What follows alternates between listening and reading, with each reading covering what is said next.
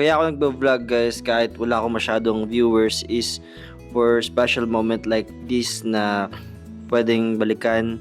Like syempre this is very important, kasal. And ayun, para makapag-balik tayo sa moment na nangyari dahil alam naman natin na yung mga moments ay hindi natin nababalik pero may mga memories tayo na pwedeng balikan at ipakita sa ating ibang minamahal. Especially for me, I wanted to document my journey from here at kung ano ba ang magiging ako in the future. Let's find out! Alright!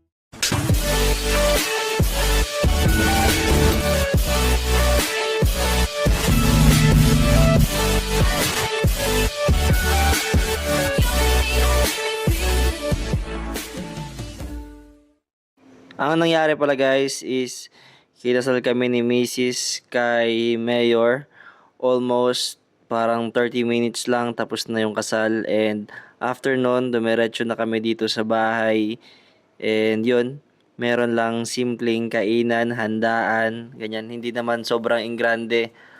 Actually wala pa less than 3,000 yung ginastos namin sa mga handa and even sa kasal, dahil nga medyo nagtitipid din kami ni Mrs. dahil naubos yung pera namin dito sa pagpapagawa ng aming bahay. Pero yon, pasampa na rin tayo guys at medyo makakabawi na rin tayo at makakaluwag. Alright! Aba, nakakorona pa ang kabilo. Kala mo si Cleopatra. Tingin daw, Kinabukasan ng tanghali, ito ang ulam namin ni Mrs. Yan, 4 na isda, napakasarap yan guys. And ito naman ang aming view. Sobrang lapit lang din namin sa town kaya kitang-kita ang dagat. At kinagabihan, ito meron kaming lechon, kalahating kilo guys. Napakamahal ng lechon dito, 300, half kilo yun. Sobrang bilis ng paglipas ng oras. Hindi na ako nakakapag-vlog. At ito ang aking routine tuwing umaga. So actually, tuwing umaga hindi ako nagbe-breakfast. Ang ginagawa ko lang, kahit kapag nasa barko ako, nagko-coffee lang ako ng ganito, black coffee, no sugar and creamer.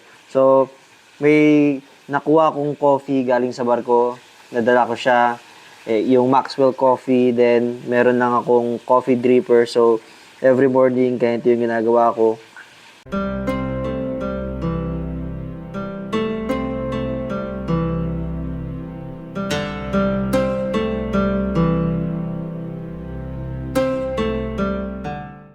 Good morning.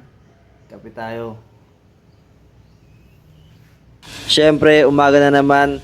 Kailangan natin mag-basketball at magpapawis para mabawasan ang ating taba. So, yan. Dito lang yan sa Coliseum, dito sa Coron, Palawan.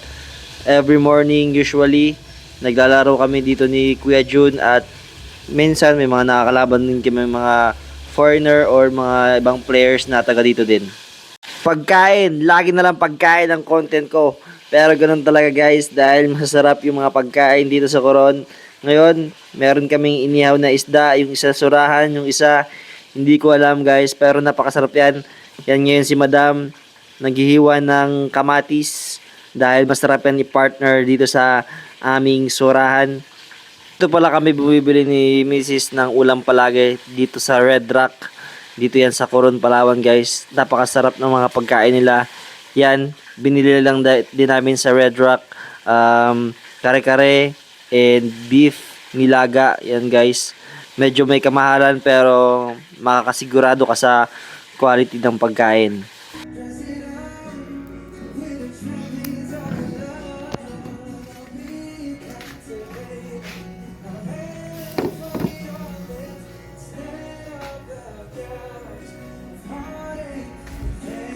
At eto nga pala guys, may tagalinis tayo ng motor. Hindi man nila nalilinisan ng maayos. Ang importante, masaya sila at natututo sila sa mga responsibilities na maliliit kagaya ng paglilinis ng motor, ganyan.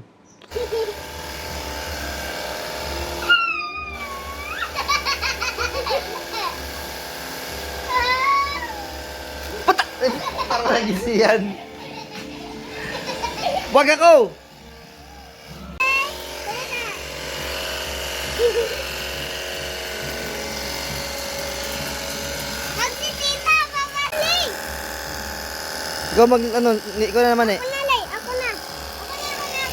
Hindi mo fit. Hindi. Bulag ka. Bulag. Ako na naman. Adele. Tandaan na Ngayon lang ulit tayo nakapag face off guys. At syempre may maganda tayong balita.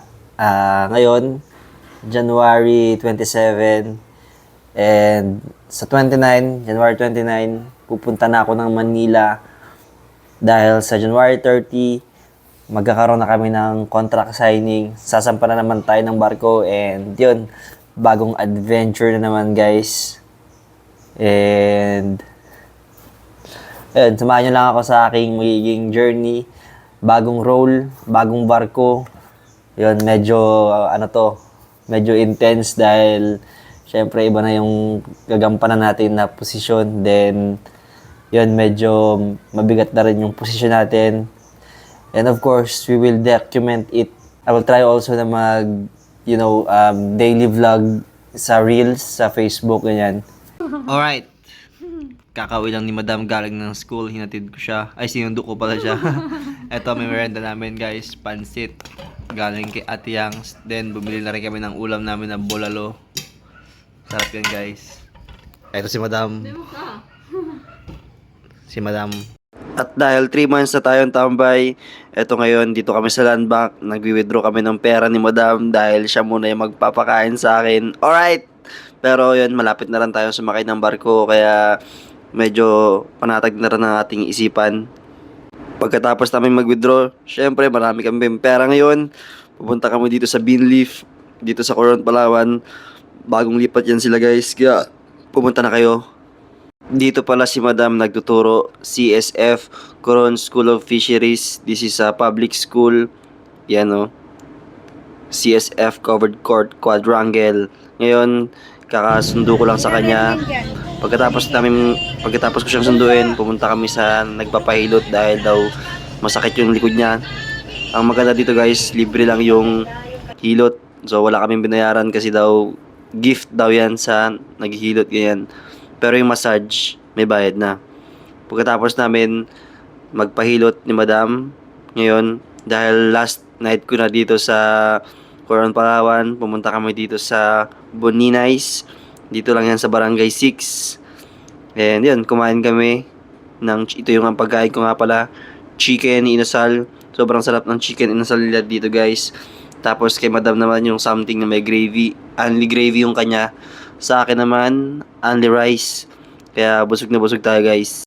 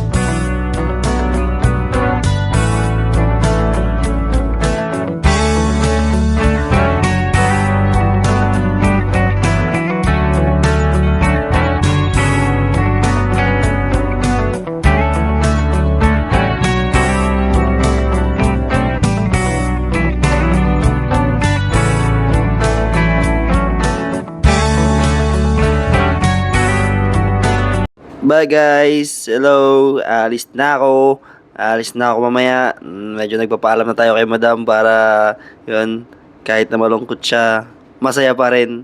Ito nga pala yung pagkain namin dito sa McDo. Yan, sobrang laki mga chickens.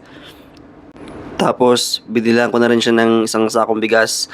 Siguro tatagal na rin sa kanya to ng mga 3 to 4 months. Ganyan dahil may bigas pa naman kami. Dineliver ko na agad dito para hindi na ako magbuhat. Saktong-sakto naman yung motor sa pinto. At yun lang naman guys. Thank you for watching. Please like and subscribe. Alright!